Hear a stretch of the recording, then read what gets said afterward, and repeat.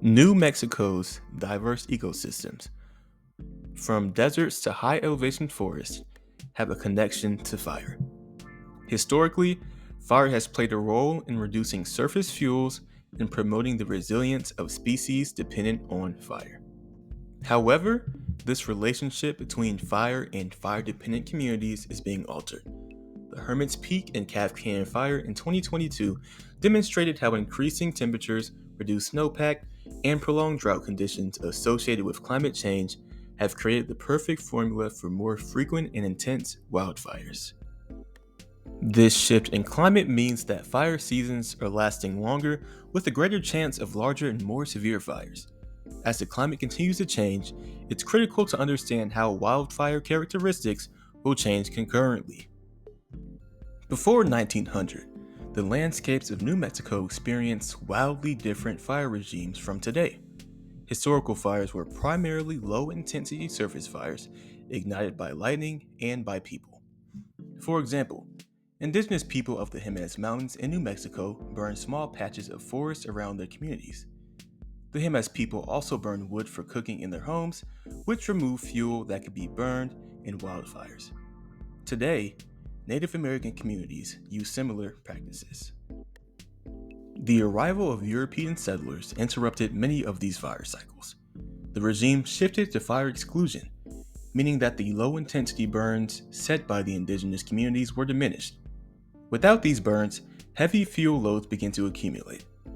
Gradually, these forests became more vulnerable to more severe wildfires.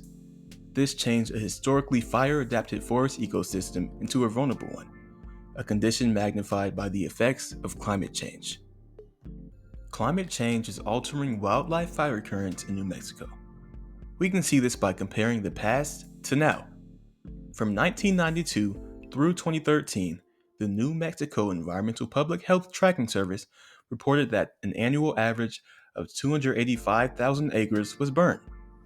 From 2014 through 2021, the National Interagency Coordination Center reported that an annual average of 130,283 acres was burned, indicating a decline. Annual acres burned can vary depending on weather patterns, but long-term warming and persistent drought are increasing the likelihood of more extreme fire events. This shift is evident in 2022, when approximately 917,925 acres burned. Years like 2022, considered anomalies today, will soon become the new normal due to an increasing temperature and drought without widespread and effective fire management. Over the past 100 years, average yearly temperatures in the state have risen by more than 2 degrees Fahrenheit. This increase in temperatures ultimately results in more frequent and intense fires because it creates dry conditions and extends the fire season. A big reason for this shift toward more frequent and intense wildfires is the reduced snowpack and the more rapid snowmelt. In the mountains of New Mexico, winter precipitation typically is snow, which applies moisture to ecosystems. With the climate warming, there is less chance for snow to accumulate, and snow that does fall melts earlier. This melting moves the dry period of New Mexico earlier into the year, meaning forests dry sooner and remain drier for longer periods of time. Because of the more rapid and widespread drying, vegetation becomes more flammable earlier, shortening the window for safe fuel mitigation, which includes both mechanical methods and prescribed burns. These safe windows are reduced because dry vegetation and warmer temperatures increase the risk of a prescribed burn spiraling out of control and becoming a wildfire. Additionally, droughts are becoming more frequent and intense. Higher temperatures result in higher evaporation from soils and plants. This means moisture is lost faster and there is less water available as a buffer against drying. This drying has consequences for plant and animal life. Prolonged stress from drought and reduced moisture in the soil compromises plant condition. This drives insect outbreaks and makes plants more vulnerable to pests such as bark beetles, which in 2016 infested 200,000 acres of trees in New Mexico. These threats are magnified by climate warming. Higher temperatures reduce the winter mortality of insect pests like bark beetles. The shift to higher temperatures means pests are more active for longer periods of time, opening the door for infestations to spread more rapidly. These drier seasons lead to wildfires burning much larger areas than in the past. In 2022, the largest wildfire in New Mexico's history, named the Hermit's Peak and Calf Canyon Fire, occurred. It burned a little over 340,000 acres across the San Miguel, Mora, and Taos counties. The fire started in early April when two separate escape prescribed burns, which were the Hermit's Peak Fire and the Calf Canyon Fire, combined. The fire quickly grew out of control, failing to be contained until late August.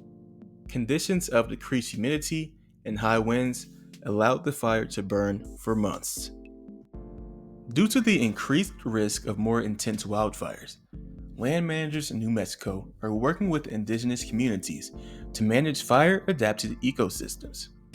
For example, the Nature Conservancy in New Mexico hired John Wakanda of the Pueblo of Isleta as its first Indigenous Partnership Program Director. This partnership highlights how indigenous knowledge and modern management practices are coming together to reduce hazardous fuel loads and restore fire regimes that create forests with better fire tolerance in the future. Through Wakanda's leadership, collaboration with many pueblos across the state has expanded. These efforts are not only important for forest vitality, but also for the survival of endangered and endemic species in New Mexico. For example, the Jemez Mountain salamander and the New Mexico jumping mouse rely on cool, moist conditions that are reduced by the heat of high temperatures and severe wildfires. Wakanda emphasized the importance of his work, stating, "I'm concerned about losing tradition and culture and being able to protect and preserve the forest and its many resources." He added, "We want the best for our children.